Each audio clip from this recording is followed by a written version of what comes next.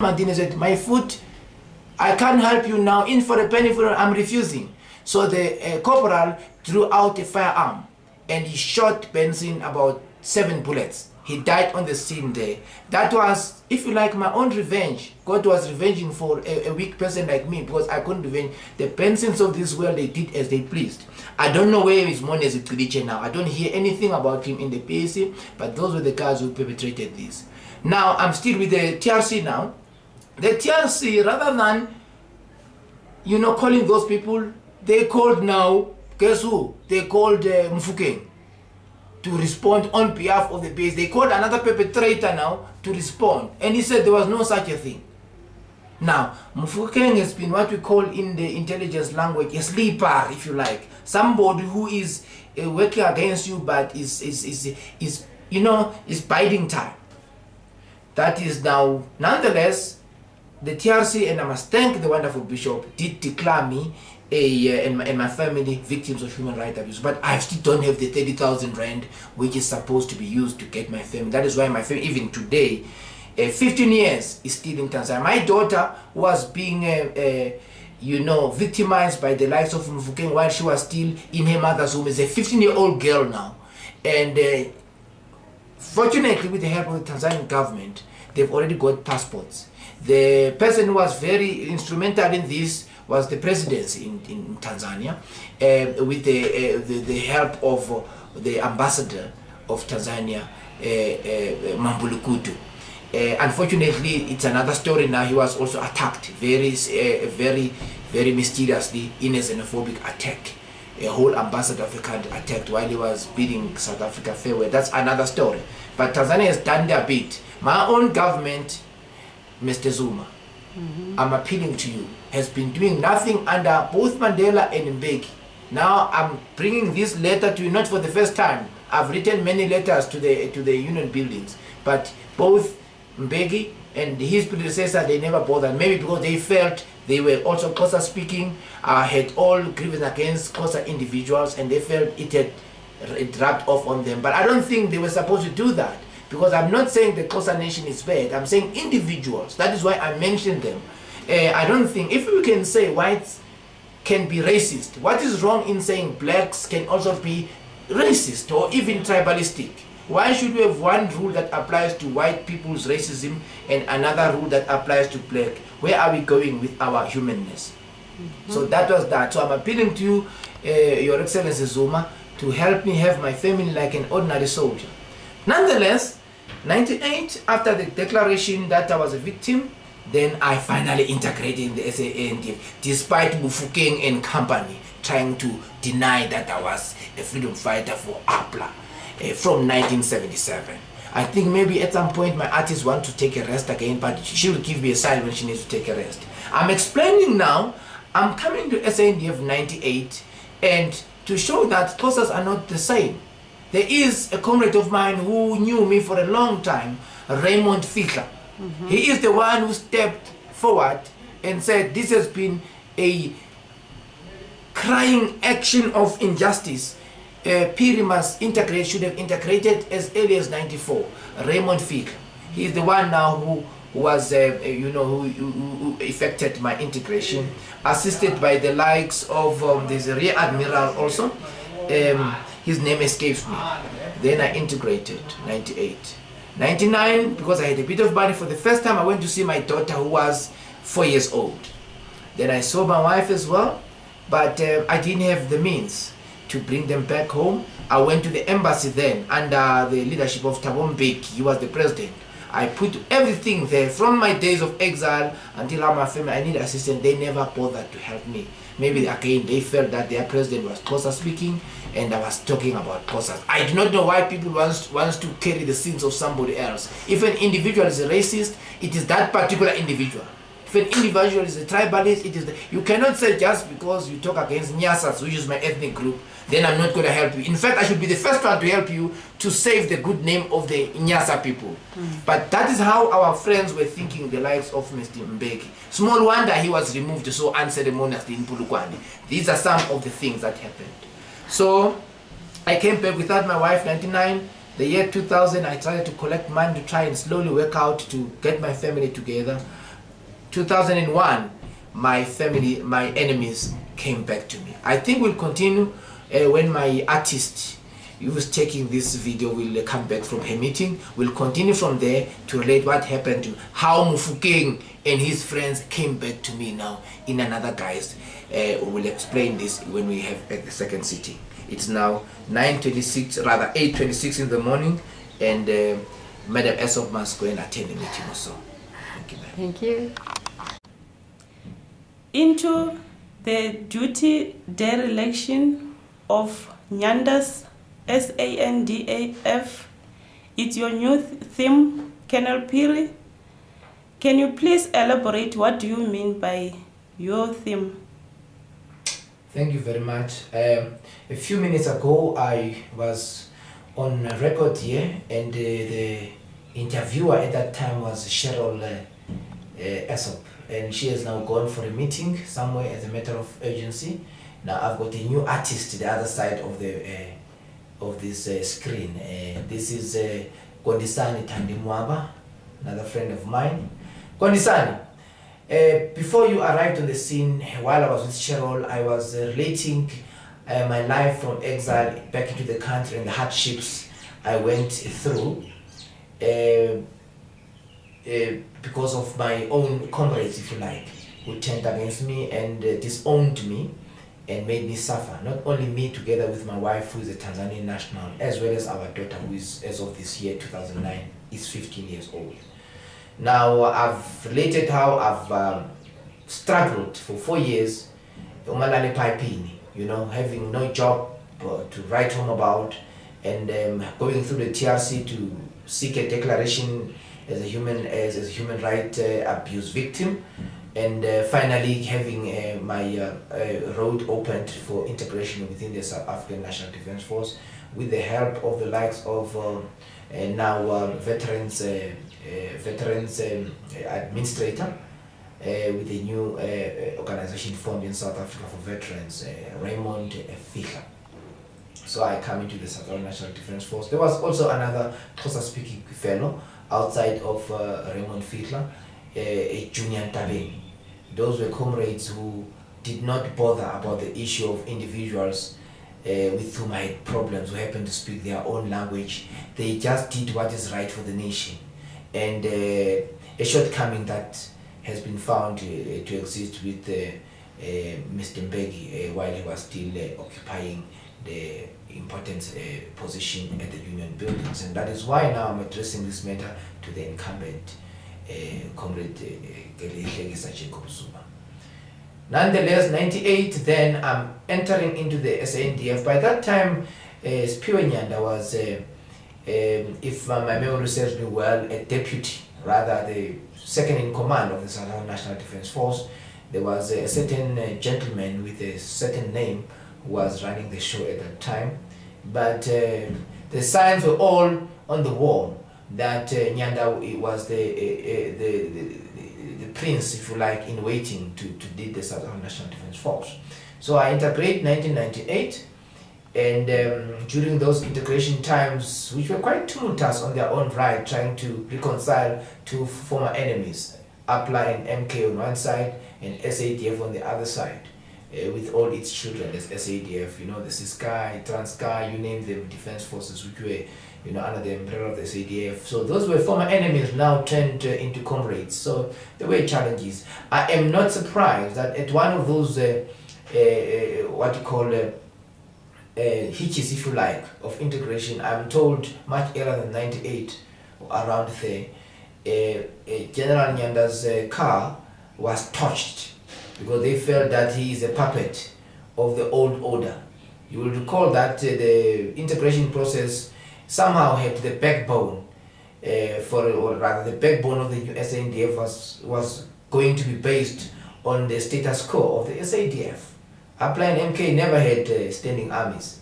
So a lot of the machinery of the new SANDF was known how it operates by the former SADF. So you tended to have white officers, the most senior being white. So the same applied to with the position of chief of the SANDF.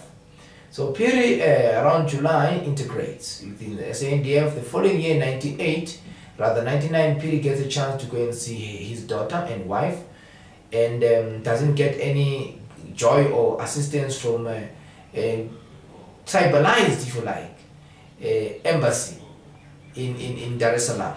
No help even with letters that I'm later to write to the then president till to this day. Hence this current letter to the new president, because the previous president finished his 2 terms, or his almost 2 terms, without bothering to help somebody who complains about people of his own ethnic group, the tribe, of course, where Mbeki comes from. For otherwise, I don't see why he never bothered to respond to the letters, despite acknowledging, even in the mass media, where he was not supposed to acknowledge. He acknowledged he received those letters, and he read a lot of stuff I'd written, but he never bothered. Nonetheless, 99, then the year 2000 was my first year after my return from seeing my family. The following year, which was 2001, while I was almost sure that I would be able on my own, without state assistance, get my family to South Africa, my enemies got the better of me again. It would seem that Mufokeng, even though I don't have something on my finger that I can hold, but he still had his own mission to destroy Phiri.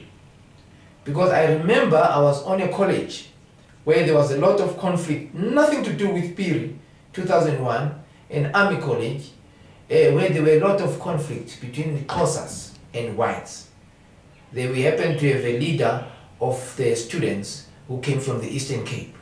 Now he decided, he and another lady called Ntombizondo Abobelo, who claims to be a cousin of Nelson Mandela's and Templeton Matanzima. They decided to turn now the whole student body into a Xhosa grouping. So those Xhosas picked up a fight with the white students there, because Ntombizondo Abobelo picked up a love affair on the college with the instructor Raymond Linsri, and they made love so that the soldier could get passing marks. So the white student told the Xhosa grouping and said, look, you came into the SADF, you and all of them, the Nyandas and the like, you integrated, and we told you how a standing army operates. And one of the things where a standing army does not operate on is to promote women, or even men for that matter, on the basis of sexual intercourse. So this is not on. So the whole thing became a hullabaloo that was on the media, particularly the BL newspaper. That's around January, February 2001. To such an extent that the chief of the army sent Enoch Muiseng Mashwala, who was the inspector general, to go and investigate. When he arrived there, I'm a member of the intelligence, and I did not get this because I'm related to Mandela or the king of the Swazis, who is my 4th cousin, or related to Sfadas Manson Kajwa. In fact, while I was joining the struggle, probably my 2nd cousin was not even yet a member of the liberation movement, because he is a member of the church. So I did not earn my position where I am, or where I was 2001, because of being related to Mandela, like Ntombizondo. So I earned my stripe. I'm a man of his own sort. So when Mashwala came to the college to find out what's going on, I was the first to offer myself to tell him, because I was ready to tell him that this is all because of the sexual intercourse and a few, right-wingers who overreacted.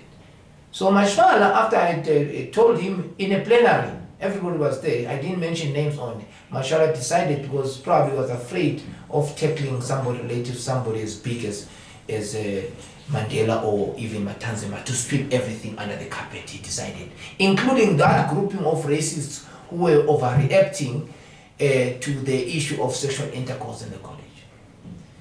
And then Mashwala decided that he had to explain to the world and his beard what was going on. Then he had to look for a scapegoat. And then he talked this thing with his friends, and it would seem that later on, Franz Dross was one of the people that Mashwala's office, when I talk about Mashwala, I include one Magdalena White, who worked under Mashwala, and there was another fellow there. They were all in investigators. They all collaborated in this to find a scapegoat. It would seem later on there was a gentleman called Duncan Smart. He was an admiral in the army and the prosecutor general of the South African National Defence Force, who on many occasions had been found to be having love affairs in his office at the defence headquarters, where now Nyanda was now the chief after the ouster of his predecessor, who went to Mandela, by the way, to report lies that MK and APLA were trying to have a mutiny. So Mandela fired that fellow who gave a wrong intelligence and said to Nyanda, will run the South African National Defence Force. So this prosecutor general had two ladies, I'm told, one of them being a Maibok, the other one being a Kolbe. Kolbe was more senior. And but because Mr. Smart had a love affair with Maibek, he decided between the two colonels to promote Maibek to make and abandon Kolbe, the more senior one, and make a director of judges.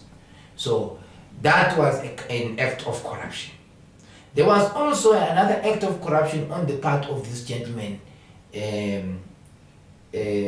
Smart, that I've mentioned. Because at some stage there was a girl who had come from APLA, who put in a certificate, a fraudulent certificate, that she has got matric, which she didn't have. When that woman had to be sentenced, then they called in, Smart went there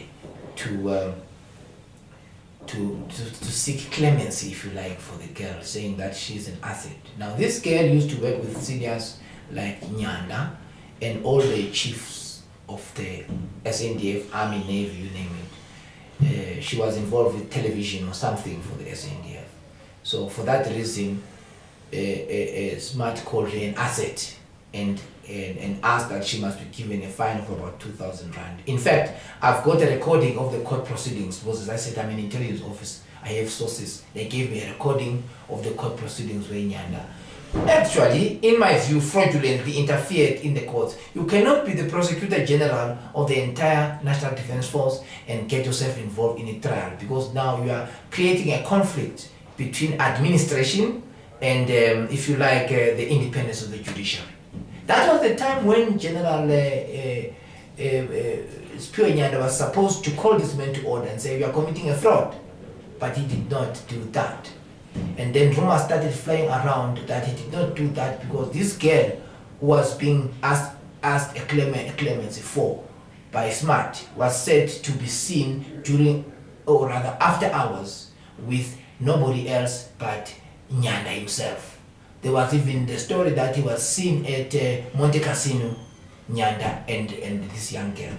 And people felt that this was a corruption kind of a thing between Nyanda and Smart, so that Nyanda's so-called girlfriend could be left off the hook. This is rumors. I want to stress it is rumors, but it's important to record it because I had to try and find if there's any scintilla of truth in it. This is what I did after hearing that actually there was even a go-between who went to Smart to ask him to go and, rescue this young girl from the judge who was going to fire her from Defence Force for fraudulent enlistment in the Defence Force. The go-between was Mari. There's a woman who's got the rank of a general now. She's also from APLA. So it was quite difficult for me. I couldn't ask Mari that question to say, hey, are you a go-between between Nyanda's girlfriend and is the situation of that girlfriend and Smart? I couldn't do that. So all I did, I took this lady friend of mine who works in Europe. The name escaped me for the moment. I went to the office of Mari and I asked a question at a tangent. I asked her if she knows the situation of this young girl who was charged for fraud. And Mari admitted that she is the one who went to Smart to ask him to do something for the poor girl. But I couldn't, of course, ask Mari if he had been asked by Nyanda to do that. For obvious reason, even if she had been asked by Nyanda, she wouldn't admit it. But the most important thing here is that when I went to Mari's office, there was somebody who was waiting outside the door to prove that I had been into her office. So Mari cannot deny that part. Look, as to whether that little girl in Uteng, that's her first name, one of her first names, was Nyanda's girlfriend is beside the point.